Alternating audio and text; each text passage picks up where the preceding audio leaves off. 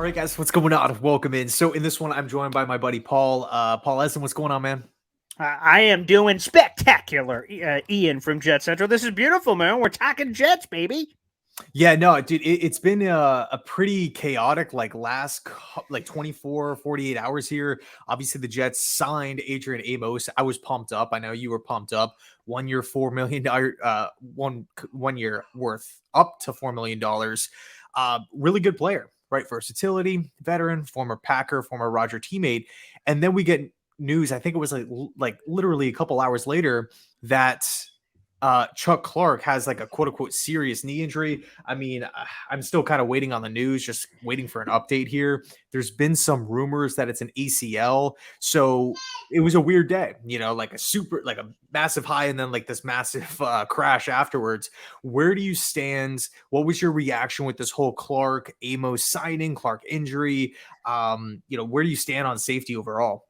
Yeah, we'll start with the Amos news, which is again what we got first in our perception of it from all the reporters I talked to, just to confirm that he is a part of the rotation with the other two guys now. And I'm like, oh man, that's awesome. More guys, the better. You try to ensure yourself if injuries happen. And Amos was exactly what we were looking for. A criticism of the Jet safety room. There's been a lot of criticisms of the Jet safety room, but in particular, it's like, man, Chuck Clark and Jordan Whitehead are kind of the same guy. They're both these strong safety types. Where is that ball hawk? Where's the perfect salt to the pepper, the yin to the yang, to mac to the cheese, to complement perfectly whoever that other safety is? And that question remained unanswered. It made us start going, Ashton Davis, Jarek Bernard Converse, like who's going to be that perfect yin to the yang? And apparently the answer came in Amos, who I loved. He was one of the top free safety prospects coming out of the draft. That was some time ago. He's 30 years of age now, but like he was going to be the perfect guy, a guy who has 10 interceptions. He's a ball hawk. He's been graded, historically speaking, as one of the better coverage safeties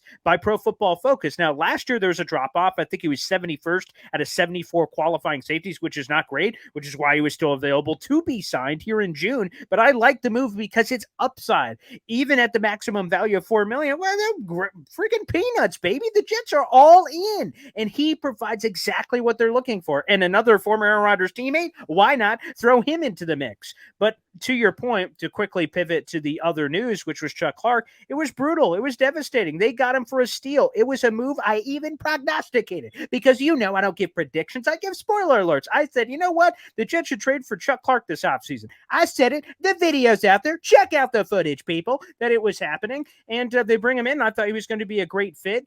And with him being out now, it seems like for a significant period of time, it is now Amos and Whitehead, who I feel pretty good about. Again, I don't feel great. I don't think they're the greatest safety tandem of all time. I don't think they're the worst. I think the Jets can survive with those two at safety, and I feel a lot better with a more ball-hawking guy in Amos now being added to the mix.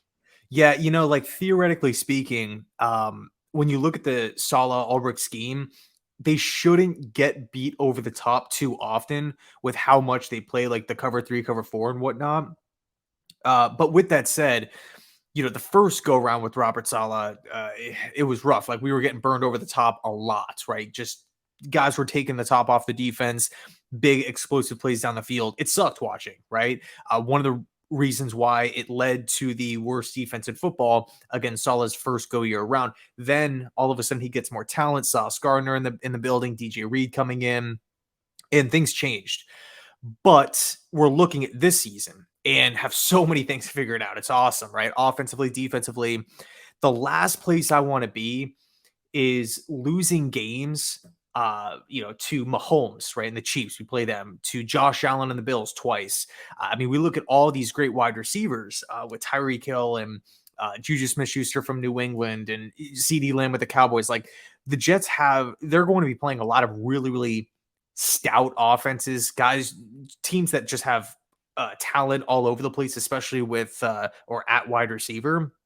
Potentially even DeAndre Hopkins. He's currently meeting with the Patriots as we stand right now. We'll see how it plays out. But the last place I want to be is close competitive games, but we just don't have that last ball hawking safety in the deep parts of the field where it's like, man, we did everything right. We held him to third down, and this guy's just getting right behind the defense. We just don't have that safety help. But again, when you look at the scheme, when you look at just what they do naturally, as a defense, as a backfield, we shouldn't get beat over the top too much. But no, I love Amos, right? He's played free safety, he's played strong safety. There's a lot of things to like there. A heads up player, which I like, can really recognize, identify what the offense is doing, and then just make those instinctual types of plays and blow it up. Get that pass deflection, come up and make the tackle. So I think Amos was a huge, huge pickup. Let me ask you this though. Okay, Dalvin Cook. We know there's been some, there was small like rumblings about DeAndre Hopkins, but it doesn't look like it's going to happen. Dalvin Cook, on the other hand, I mean, he's liking stuff from the Jets. He's liking stuff from the Miami Dolphins. The talk right now is that it's Bills, Jets, Dolphins, maybe a little bit of Broncos too. I mean, Dalvin Cook with this Jets team, it's kind of crazy to think about, like, just the overall star power and talent. Would you be in favor of Dalvin Cook? I think I know where you stand on this, but obviously wouldn't be the most cheap addition. There's drawbacks to it, but where do you stand with Dalvin? Of course, there's a factoid. You mentioned the money and role, and then there's a lot of. And he spoke on the Rich Eisen show, so we got to hear from himself doing an interview with Tom Pelissero, who is a guest host. So he answered some of those questions for us. But absolutely, I'm in on Dalvin Cook. Who the hell wouldn't be? This guy is 27 years of age. He's had 4 straight Pro Bowl seasons, 4 straight 1,000-yard rushing seasons. Why wouldn't you be interested in Dalvin Cook on the surface? And I know I disagree with a lot of Jets people. There's a few in my camp. I know Zach Rosenblatt's in my camp in terms of questions about the backfield, of why Dalvin Cook would even be an option. To me, with Breece Hall recovering from a torn ACL, and as we're doing this interview, I can peek down at my robotic leg that is from my ankle to my hip. And again, not all ACL recoveries and rehabs are the same, but this has been a very painful thing. I'm a month plus from surgery to deal with. Obviously, Breece Hall is further along in his process. He's already cutting left to right, and he had his surgery or original injury, in October. So, he has a lot more time on it than me. But I just raised some questions that I'm not sure, long story short, that he's going to be ready 100% by the time Monday Night Football rolls around. And if that's true, and I'm the Jets, I'm obviously playing it cautious. Why would I put a less than 100% guy out there if I don't have to? Which means the Jets are forced to rely on 3 guys: Michael Carter, Zonovan Knight, and Israel Abanikanda, who hasn't played a snap in the NFL yet to this point, and he was a day 3 pick. I don't know. I've got questions about the backfield. Stone me, smite me, God, if I don't just think it's hunky-dory. I have some questions. Michael Carter stunk last year. Zonovan fizzled at the end of the year. And then you have Izzy, who's never played an NFL snap before. I'm going to rely my all-in season on that? That's the room that I'm like, yeah, baby. And Hall, keep healing up back there. No, I want to go all in. If you're all in, and Jets have the money, they're top 5 in cap space, even throwing this Amos deal into the mix, you've got the money to spend. I'm not saying go crazy. I'm not saying, okay, new highest paid running back, Dalvin Cook, nice to meet you. There's got to be a fine line of ring chasing and finding that middle ground. But if there is a middle ground to be had, I am all freaking in on Dalvin Cook. He can be your lead back for the beginning of the season, and as Breece Hall gets healthy, you can alternate them and always have a dynamic guy on the field at all times, and that will give the running game the best punch with Aaron Rodgers. You want to go all in. You want to push your friggin' chips in the middle of the table and try to go for it, and I don't think you're going for it if you just have these 3 guys on the roster being the bell cow while Hall gets ready. I don't know if he's going to be 100% by the time the season starts. If you could guarantee that for me right now, Ian, then okay, fine. I don't need Dalvin Cook, but you can't do that, can you, Jetscentral? Of course you can, and no one can. No doctor, no wizard with a glass crystal ball to look into, and because of that, I'm all in on Dalvin Cook and bringing him in for the right price. Right, and I think another thing too that would help, like, your side of it, your argument, is the fact that the Jets have a really tough schedule to start out. Right, with Of course. Chiefs and Dallas and Buffalo, like all these teams, they play pretty early on. Like, people are talking about, like, hey, like, this is going to be could be a rough start to the season. Not so much with like wins and losses, but just like we have like teams that are expected to not only just make the playoffs, but go on playoff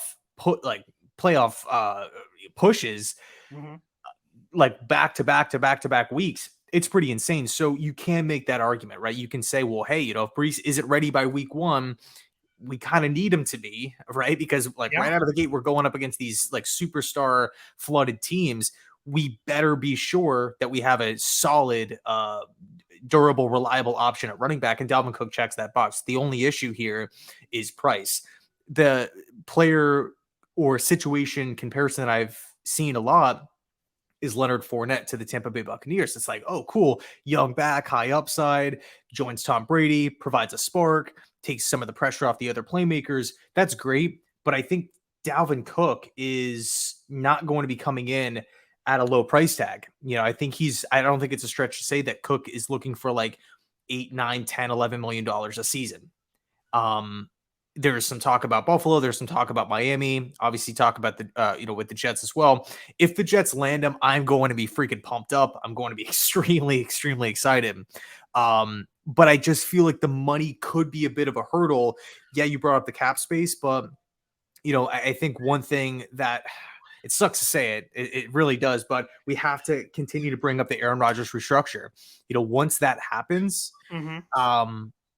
we'll have a better idea on where we stand. But as of right now, mid-June here, he's only expected to, I think he's on the books for like just over $1 million, and that's going to change. That should probably shoot up into the 20s, which could absorb a lot of that, available cap space as we stand right now. Factor in the other $4 million that was just spent on Amos. I know the contract is up to $4 million.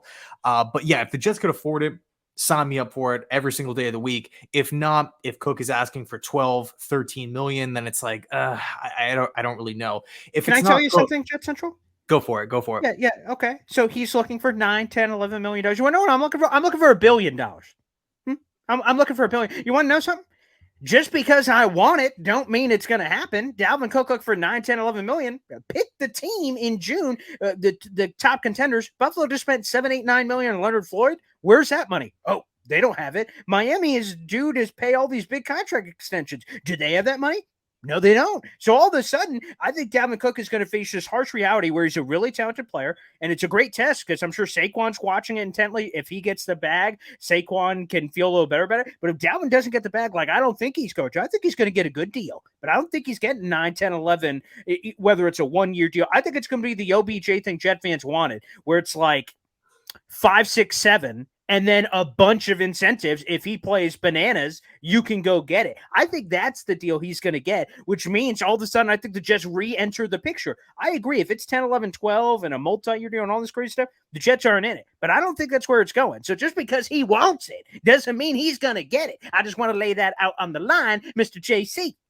Well, I will say this. I think you have a point, but I think the difference is when you look at Miami and you look at Buffalo, they don't have multiple things that frankly need to get done before the start of the season, like the Quinnen Williams extension, like the Rodgers restructure. Ideally, I want to bring Quan Alexander back. It's just tough. I wish the restructure was done, a month ago. That way it's just like, okay, here's what Rodgers is getting paid. This is the amount of money that we have to spend. We've already restructured tons of guys' deals. The one guy that hasn't, or the one guy's contract that hasn't been really messed with is Corey Davis. If that number can change, that could be the breathing room or that extra little bit of leash that the Jets can use for a Dalvin Cook or a Quan Alexander or whoever it may be. And one thing too that was interesting, kind of going back to safety here, just because we're talking about the cap and finances and whatnot. Zach Rosenblatt from The Athletic pointed out that the Jets weren't initially interested in adding a safety whatsoever until the Clark injury, earlier this week. The second Clark goes down, and keep in mind, we don't even have a direct answer on how long he's going to be missing. He's seeking the second opinion. Because of that, the Jets quickly turned around and said, hey, here's $4 million to Adrian Amos. I'm assuming the number one safety in their eyes in the free agency market. Sure. So they do have money there. It's not like the Jet we're over the cap or, we have to cut 3 players to make it to the season or anything like that. So I think the Jets can afford it. It's just all right, do we want to use the remaining dollars on a player who could be coming in asking for a pretty high price tag at a position that it's not like this huge desperate need. I do see your point though about Brees not being ready like 100%. If he wasn't doing this stuff, I would be totally concerned. But the fact that he is, and I'm no doctor, or anything like that. I don't know exactly where Brees is in the recovery, the rehab, all that kind of stuff. But everything I've seen, everything I've heard, it's looking like Brees should be good to go for the start of the season. Well, I will just say this, and you bring up the Aaron Rodgers thing and the Quinnen thing and things that have to get done. Some people look at that as a negative, as you've highlighted. I look at it as a positive, and here's why. You have complete flexibility. You could reduce Quinnen's number, which again, technically is on the 5th-year option. So you could reduce his number to a lower hit and push it into future years, which I imagine this Jets team is going to be more willing to do than ever. Why do I believe that? Look at what's already happened. All the restructures you mentioned of adding 4 years and kicking the can down the road, doing the New Orleans Saints model of saying, we're going all in right now, and we're maximizing that window of going all in, and thus we'll have all kinds of money to do the Adrian Amos deal and other contracts of that nature. So the Quinnen deal, you'll have full flexibility on to put the money whenever and wherever you want. Aaron Rodgers, you have the full flexibility. I agree with you. I don't think he's going to be $1 million this year as he's currently scheduled on the books, but the Jets have the flexibility to do whatever they want, and they can eat a little bit more now to save more later, or vice versa. So while some people have painted that as a negative, and you're not the only one, I painted it as a positive. I'm a glass half full guy by nature, so got to stay on brand. But I actually think that could help the Jets with these still hanging in the balance. That gives them options on where they want to put it. If they had already made those restructures, as you pointed to, like the restructure Jordan Whitehead, he's stuck on the team. There's nothing you could do, or whatever alterations you made, you're stuck with those decisions you could have made a month or two ago. The fact that those are still on the table actually gives Joe Douglas more options than less, I do believe. So I think the one thing that everybody can agree on is that they're in a win now mode. And when you're in a win now mode, win now moves tend to follow, which is the exact reason why the team just brought in Amos. I mean, if we were young and developing, it's just like, it is what it is. We'll just put a young player out there, see if he develops. So I'm not ruling it out. I could definitely see Dalvin Cook wearing green and white this upcoming season. Especially, it's cool seeing him like tweets, right? Yes. Like interacting with Jets fans and whatnot. Just like not necessarily. Well, I guess it kind of is like hyping up the idea of him actually playing for the Jets. It's not some, the Jets. No, that's not going to happen. If it's not Dalvin Cook, though, and this is the last question. Yes. And then I'll let you go. If it's not Dalvin Cook, are you that concerned about Brees' injury, that concerned about the running back room to where it's like, man, Dalvin signed with Miami. What are we doing? Do we have to go maybe target a Zeke Elliott, somebody else, James Robinson, who, I know he was just released from New England, that doesn't really look too promising with the injury. But if Dalvin Cook goes to Buffalo or wherever he goes, Denver, it's funny. Are you saying, okay, well, we're taking that same argument and applying it elsewhere to another free agent, or it's just like, just hopefully Brees is good at some point? Yeah, so JC apparently stands for Jets Comedy. James Rapperton. Oh, that's great. Oh, man. And by the way, how funny is that? The Patriots signed to a multi-year deal, and Patriot fans were immediately tweeting at me. They're like, oh, man, we stole one from you. And I'm like, no, you didn't. And then he ends up getting cut anyway. So go figure. 100%. Yeah, no, go ahead. Go ahead. No, I was just going to say that the whole situation was weird. Like, we traded for him, didn't really, it was just totally odd. Yeah, very bizarre. I will go to, again, your underlying question. If Dalvin Cook wasn't really an option, do I just stay with what they have or go to another choice? And I go to another choice, and there's one name on top of my list, although I'm intrigued by Zeke more so than other Jet fans. Great pass protector, still only 27 himself. I think he could be a nice fit for what the goal line back and again, all that experience. I think that could be great. Leonard Fournette, a guy you brought up earlier for the Tampa Bay story, great connection to Nathaniel Hackett from their time in Jacksonville. I think that can make sense. But my number one guy on the list, unequated, undisputed, is Kareem Hunt. I would love Kareem Hunt. The Jets and Browns had trade talks about Kareem Hunt. That is true. That is factual. Last year, Joe Douglas, when Breece Hall got hurt on Sunday, again, that date in October, he immediately started evaluating all the available running backs via trade around the league, which included a trade call to the Cleveland Browns for Kareem Hunt, and apparently they wanted a 4th-round pick. Joe Douglas went, okay, I'm going to go price shopping, as we all do, and go to some different people and say, hey, can you price match this? And when they found James Robinson for a 6th-round pick, they said, the difference is blah, blah, blah. Okay, cool. We'll go with the conditional 6th for Robinson. I'm all in on Kareem Hunt. You don't have to trade for him. He is an unrestricted free agent. You can have him right now. Great pass blocker, good runner, good receiver out of the backfield, great runner. Why do you think that, Paul? I don't know. He led the league in rushing a couple of years ago. That's pretty good. pretty dandy, and he's still hanging out there, and he's going to go a lot cheaper than Dalvin Cook. I'm intrigued by Dalvin Cook. I think he's a better player than Kareem Hunt, but Kareem Hunt's hanging out there. I'm signing Kareem Hunt yesterday, and I'm bringing him in, and that makes me sleep even better at night if I knew he was in the room, because if Breece Hall comes back, great, you have the Nick Chubb Kareem Hunt thing, which worked out pretty well, and if not, you have Kareem Hunt as the main cow, and then the other guys can contribute. That's the number one name I want, not named Dalvin Cook if they're not going in those waters. And I think he would be a seamless fit here in New York with the Jets. Yeah, no, I think the one silver lining of it is if the Jets feel like running back is still a necessity right now, or, let me knock on wood, Breece has a setback or whatever, he's not ready by week 1, like you said, there's options. If Cook signs, it's not the end of the world. Damn it, we're right. No chance for to add another running back, a quality running back who could actually come in and make a difference. It's we do have a couple of names here. We don't necessarily have to rush. We don't have to necessarily overpay for Dalvin Cook or whatever it is. So no, it's a great point. But to kind of summarize, you are in the camp where it's like, whether it's Dalvin, whether it's Leonard, whether it's Kareem, I'm still actively searching for a running back that I'm going to make happen within the next 40 days, or I guess, before the start of the season.